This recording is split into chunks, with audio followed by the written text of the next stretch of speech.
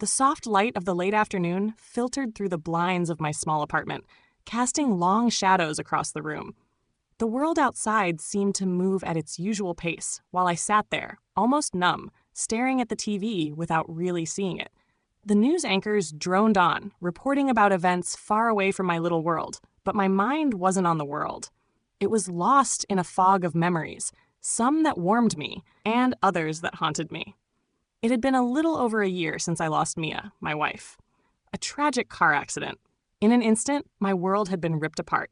Mia wasn't just my wife. She was everything. My best friend, my partner in all things, the woman who shared my life and dreams, and the mother of our little girl, Zoe. Losing her left a gaping wound, a pain I never thought I could survive. But I did. Somehow. The months after her death were a blur. Sleepless nights, quiet dinners that were no longer filled with conversation or laughter, trying to be both mother and father to Zoe while battling my own grief.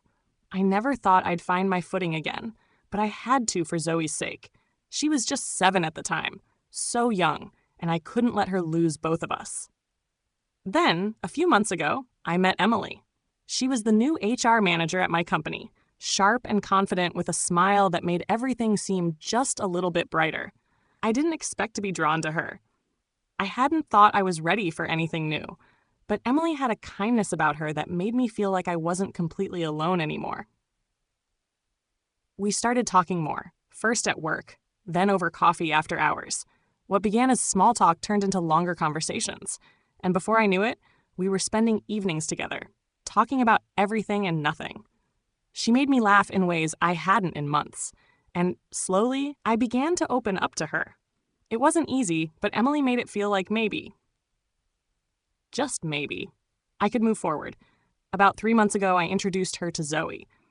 I thought it was time for Zoe to meet someone who might be a good influence, someone who could bring some stability back into our lives. I thought Emily might be the right person to fill the void Mia had left, at least for Zoe's sake. And when Emily moved in, I thought this might be the start of something good for all of us. But I never imagined the woman who had come into our lives with such warmth and promise would turn out to be someone so different. One evening, as the sun dipped below the horizon, Zoe quietly shuffled into the living room. I was on the couch, still half watching the news. As soon as I saw her, a knot twisted in my stomach. Zoe, normally full of life, chatty and excited to share her day with me, looked so different tonight. She looked small. Her shoulders were slumped. Her head hung low. "Zoe, sweetheart," I said gently, my heart sinking as I tried to read her face. "Are you okay?" She didn't respond at first. Her eyes reddened as if she had been crying. My worry deepened. Zoe was always so open with me, so full of energy and questions. Seeing her so withdrawn sent a wave of panic through me. "Daddy," she whispered, her voice barely audible. "Can I talk to you?" I patted the seat beside me on the couch. "Of course, honey. Come sit with me." She hesitated, her small frame unsure as she walked over and sat down, leaving a gap between us. That gap, it made my heart ache. Something was wrong, and I couldn't put my finger on it. "What's wrong, sweetheart?" I asked, my voice soft and steady, hoping she would feel safe enough to open up. "You know you can tell me anything." For a long moment, Zoe was silent. Then, with a shaky breath, she finally looked up at me, her tear-filled eyes mirroring a pain I'd never seen in her before. Her words hit me like a punch to the gut. "It's about Emily," she said quietly. I froze, a chill creeping through my body. "What about Emily?" I asked, trying to keep my voice calm despite the sudden rush of fear and confusion. Zoe looked down at her hands, twisting her fingers nervously. Then her voice broke as she whispered, "She hurts me." My heart stopped. The words didn't make sense. I stared at Zoe, searching her face for any sign that this was just some misunderstanding, but her expression was clear. Her pain was real. It hit me all at once, like a tidal wave crashing through my mind. "Hurts you?" I repeated, my voice tight. "What do you mean?" Zoe's eyes welled up with tears as she spoke, her voice trembling. "When you're not here, she gets angry with me. She says mean things, says I'm a nuisance, that I make her life difficult, and that you don't really love me." She sniffled, wiping at her eyes. Sometimes she grabs me really hard, Daddy." The room spun. I felt as though the floor had been pulled from beneath me. I couldn't process it at first. My daughter, The little girl I had promised to protect had been suffering, and I hadn't seen it. "Zoe, are you sure?" I asked, my voice trembling, heart pounding in my chest. "Are you sure about this?" Zoe nodded, her small frame shaking with fear. "Yes, Daddy," she whispered, her voice barely audible. "I didn't want to tell you. She said if I did, you'd be mad at me. She said you'd send me away. Part 2. And no Unraveling one would the believe me past, because finding she's my the truth. stepmom." A wave of guilt and anger rushed over me. My daughter had been living in fear, unsure whether or not I'd believe her. She had suffered in silence, and I hadn't noticed. I reached for her, pulling her into my arms.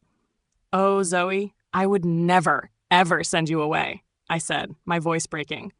"You are the most important thing in my life. I will always believe you. Always." She cried harder then, her sobs racking her tiny body as she buried her face in my chest. I held her tightly, feeling my own tears slip free. I knew this moment would change everything. "We'll make this right," I whispered over and over, rocking her gently. "The camera, I promise you. I will make sure you're safe." I couldn't change what had already happened, but I could make sure it never happened again. After a while, Zoe's sobs slowed, but I could still feel the fear clinging to her, like an invisible weight. I pulled back and brushed the tears from her cheeks. "Sweetheart, can you show me where she hurt you?" Zoe nodded, and with trembling hands, she rolled up her sleeves. My heart broke when I saw the faint bruises in the shape of fingerprints on her arms. Some were fading, but others were fresh, still dark and angry. I swallowed hard, trying to stay calm for Zoe's sake. "Are there any more?" I asked gently, my voice barely above a whisper. Zoe nodded again, lifting the hem of her dress slightly. My stomach twisted as I saw more bruises on her legs, marks from a woman I had trusted, a woman I had allowed into our lives. I kissed Zoe's forehead and took her hands in mine. "This is not your fault, Zoe. Not one bit. I'm so sorry." Her face softened with relief, but there was still fear in her eyes. "You're not mad at me?" she asked, her voice small. "No, sweetheart," I said, my own voice cracking. "I'm not mad at you. I'm only mad at Emily. And I'm mad at myself for not seeing this sooner. I should have protected you." Zoe relaxed into my arms, and for a moment, the weight of the world lifted, just a little. I knew things were going to change now. I wasn't going to let my daughter be afraid anymore. I was going to make things right. I couldn't remember the last time I felt completely at ease in my own home. It had been months since Lily and I moved into this apartment, and every day seemed like an uphill battle. The pain of losing Sarah still lingered like a shadow, but it wasn't just the grief that weighed me down. It was the overwhelming responsibility of being both mother and father to Lily. The house was quieter now, quieter than it had been in years. I used to joke with Sarah that our apartment felt alive with the noise of our family, our shared laughter, the chaotic mornings, the late-night talks. Now it was just me and Lily, and some days it felt like we were drifting further apart. Then came Mariana. I didn't expect to fall for her. I had promised myself I wouldn't. After Sarah's death, I wasn't sure I had the strength to love again, but Mariana was different. She was warm, intelligent, and funny. Everything that I needed after a year of mourning. We started with casual conversations during work hours. Simple chats about the office, our favorite movies, and the occasional lighthearted joke. Slowly, those conversations turned into longer talks after work. I could feel myself opening up, even though I wasn't ready for it. Mariana made me feel seen again, like I wasn't just a man weighed down by grief and responsibility. She had a way of making the world seem a little bit brighter. And when she met Lily, I could see the care in her eyes. It felt like maybe, just maybe, we could be a family again. But it wasn't that simple. Things between Lily and Mariana seemed to be going well at first. They'd spend time together. Mariana would make us dinner, or they'd watch a movie while I took a breather. But after a few months, I started noticing the changes. Lily had always been a chatty, energetic kid, but she started withdrawing. She became quieter, more distant. I figured it was just the usual teenage mood swings, but something didn't feel right. It all came to a head one evening. I was sitting on the couch, half watching the news, half drifting into my own thoughts, when Lily walked into the room. The way she was walking caught my attention. Her shoulders slumped, her eyes downcast. She seemed so small, so fragile. It felt like my heart dropped into my stomach. "Lily," I asked, my voice soft, trying to hide the worry creeping into my chest. She looked up at me, her brown eyes rimmed with red. She bit her lip, something she always did when she was nervous. "Can we talk?" she asked, her voice barely above a whisper. I patted the seat next to me. "Of course, sweetheart. Come sit with me." She hesitated, then slowly sat down next to me, leaving a small gap between us. I could feel my concern deepening. Lily and I had always been close, but tonight there was a distance between us that I couldn't ignore. "What's going on, sweetheart?" I asked, keeping my voice gentle. "You know you can tell me anything." For a long moment, Lily didn't speak. She just stared down at her lap, her hands clasped tightly together. When she finally spoke, her voice was shaky. "It's about Mariana." The name hit me like a jolt of electricity. My stomach twisted, but I stayed quiet, waiting for her to continue. She hurts me," Lily said in a small, broken voice. The words took a second to sink in. My mind raced, trying to understand what she was saying, but the meaning was unmistakable. I could feel my pulse quicken, my chest tightening. "Hurts you?" I asked, my voice almost a whisper. "What do you mean, sweetheart?" Lily looked up at me, her face streaked with tears. "When you're not here, she gets angry with me. She says mean things. Things that make me feel like I don't matter. She says you don't really love me. And sometimes she grabs me really hard." My heart shattered at the sound of her voice, trembling with fear and sadness. It was as if the world had gone silent, and all I could hear was the sound of my own breath, shallow and ragged.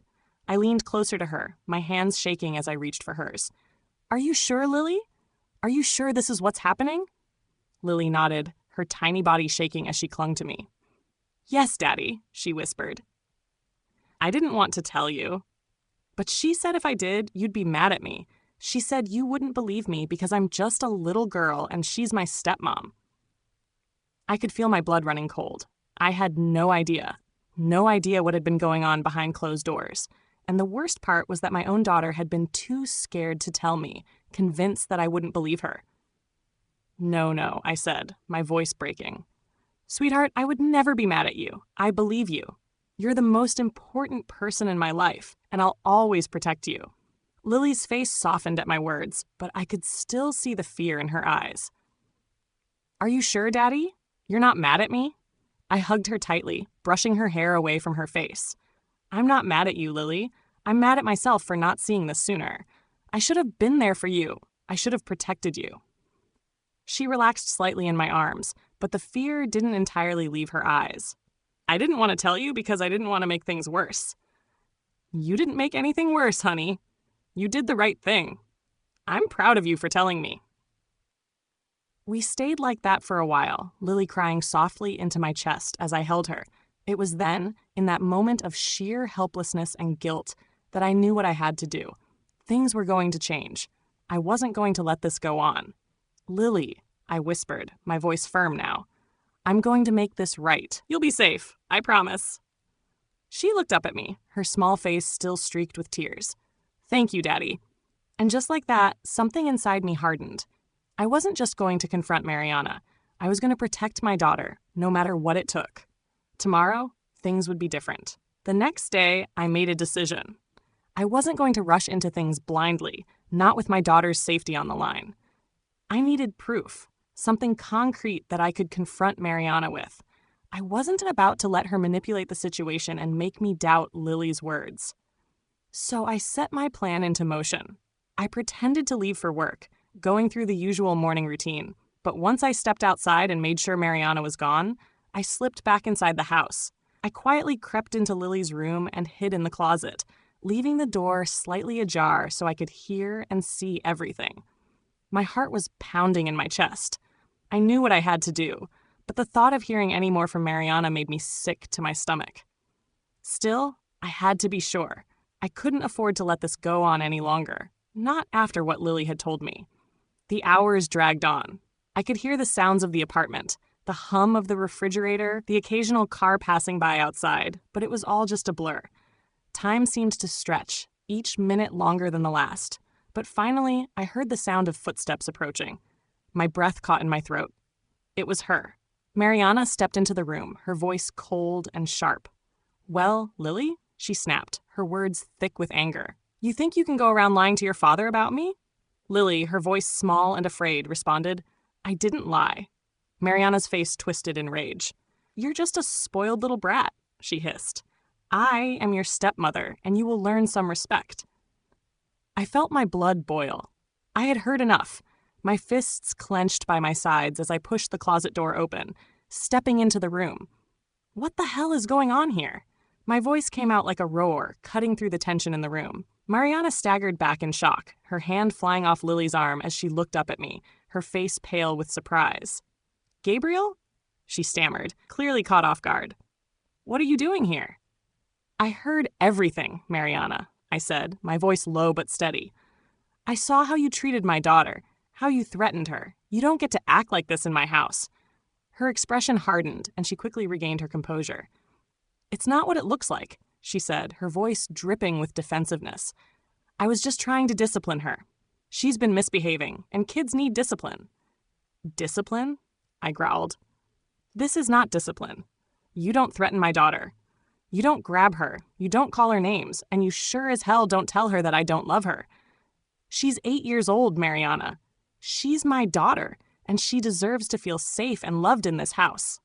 She's a child." Her eyes narrowed, and her lips curled into a sneer.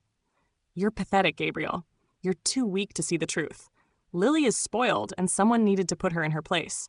You would never be able to discipline her the way she needs." I felt a wave of disgust wash over me. I couldn't believe what I was hearing. The woman I thought I could trust, the woman I had let into my home, was showing her true colors, and those colors were ugly. "Get out," I said, my voice ice cold. "Now." She stood there, glaring at me, her jaw clenched. "You're making a mistake, Gabriel. I'm the best thing that's happened to you since Sarah died. You'll regret this." "No," I said, my voice firm. "The only regret I have is ever letting you into my daughter's life." I opened the door and stood in the way, silently daring her to challenge me further. The tension in the room was thick enough to cut with a knife. Mariana glared at me one last time, but then, with a flick of her hair, she stormed out, slamming the door behind her. I turned to Lily, whose wide eyes had been following the entire exchange. Her face was pale, her body tense with fear. I could see the relief mixed with apprehension in her eyes, but I wasn't about to let that fear linger for long. "Lily, sweetheart," I said gently, walking toward her and kneeling down to her level. "She's gone. She won't hurt you anymore, I promise." Lily's small body trembled as she threw her arms around me, clinging to me tightly. "Thank you, Daddy," she sobbed into my shoulder. I was so scared. I didn't know what to do. I kissed the top of her head, holding her close. "You're safe now, baby girl. I'm so proud of you for telling me. You did the right thing." For a moment, we just stood there, wrapped in each other's arms, both of us quietly relieved that the nightmare was finally over. I was angry, so incredibly angry at Mariana for what she'd done, for how she had tried to tear apart the one thing that mattered most to me. But I couldn't focus on that now. What mattered was Lily, and making sure she felt loved and protected. The following days were a blur of action. I changed the locks on the doors, installed security cameras, and made sure our apartment felt like a sanctuary again. I didn't want anything in our home to remind us of the darkness Mariana had brought into our lives. I spent every evening with Lily, playing games, watching movies, and trying to bring some joy back into her world. And slowly, day by day, I saw the light return in her eyes. The girl who had been withdrawn and scared began to smile again. We began to laugh again, and for the first time in months, I felt like we were on the road to healing. One night, after a game of cards, Lily looked up at me, her eyes bright with hope. "Daddy," she asked softly, "are we going to be okay?" My heart swelled with love as I smiled at her. I knelt beside her and took her hands in mine. "Yes, sweetheart, we're going to be more than okay. We're a team, you and me, and together we can get through anything." Lily smiled and then hugged me tightly. "I love you, Daddy." "I love you too, my brave girl," I whispered, my heart full. We stayed there, wrapped in each other's warmth, knowing that the worst was behind us, and that together we would face the future with strength and love. We were finally free,